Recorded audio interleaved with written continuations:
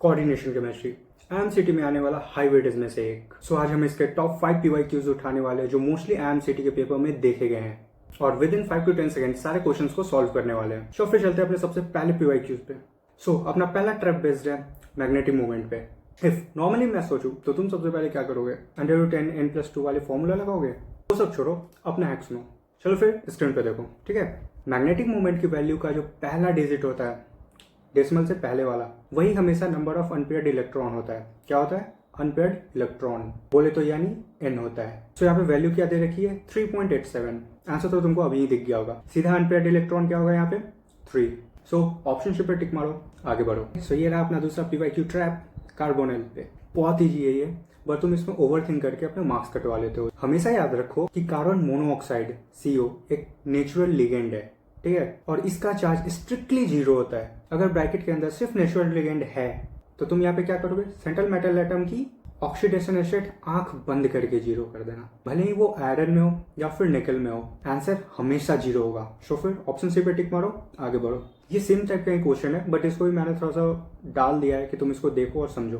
तुम इसमें क्या करते हो? ब्रैकेट के अंदर 3 देखते हो और सीरियसली बताना तुम 3 को टिक भी मार के आते हो। अपना स्नाइपर हैक सुनो। EN क्या है? एक बाइडेंडेट लिगेंड है, ठीक है। मतलब एक EN क्या करता है? 2 बॉन्ड्स बनाता है। तो 3 EN कितने बॉन्ड्स बनाएंगे? डायरेक्टली 3 × 2 कर दो, 6। कोऑर्डिनेशन यहाँ पे क्या होगा? स्ट्रिक्टली 6 होगा। हमेशा लिगेंड की तिथि चेक करो, नंबर नहीं, ठीक है। ऑप्शन बी पे टिक मारो, आगे बढ़ो। ये रहा अपना एक पीवाईक्यू। इसमें डायरेक्टली तुमसे पूछा कौन सा कलरलेस है। तुम कलर ढूंढने के लिए यार इलेक्ट्रॉनिक कॉन्फ़िगरेशन की मजदूरी बिल्कुल मत करना। अपना एक सुनो, डायरेक्टली हो जाएगा। याद रखना, जो फुल्ली पेयर्ड है यानी D10 या जिसके पास कोई डी इलेक्ट्रॉन नहीं है वो हमेशा ही कलरलेस होता है। और जिंक हमेशा +2 स्टेट में क्या होता है? D10 होता है। पॉइंट नोट कर लो, उसमें कोई इलेक्ट्रॉन फ्री नहीं है जंप करने के लिए। तुमको जहां भी ऑप्शन में दिखे जिंक वाले ऑप्शन को ढूंढो, डायरेक्ट टिक मारो। ऑप्शन शिप पे टिक मारते हैं, आगे बढ़ते हैं। देखो यार, जैसा मैं बोलते रहता हूँ केमिस्ट्री बहुत ईजी होता है, बस 20 मार्क्स चाहिए तुमको। कुछ इसमें गिने चुने क्वेश्चन है, वही सब आते हैं, इतना भी कोई केमिस्ट्री में हसल नहीं है। चलते हैं अपने अगले पीवाईक्यू पे। ये रहा अपना अगला पीवाईक्यू IMCT एलिमिनेशन हैक पे। यार IMCT नोमेनक्लेचर, इतना लंबा नाम पढ़ने का टाइम भी नहीं है अभी अपने पास, बिकॉज सिर्फ 20 दिन बचे हैं अपने एग्जाम में। देखो यहाँ पे अपना डायरेक्ट स्नाइपर हैक लगाते हैं। सीधा ऑक्सीडेशन स्टेट निकालो। ऑक्सीडेशन का +3 और साइनाइड का क्या होगा?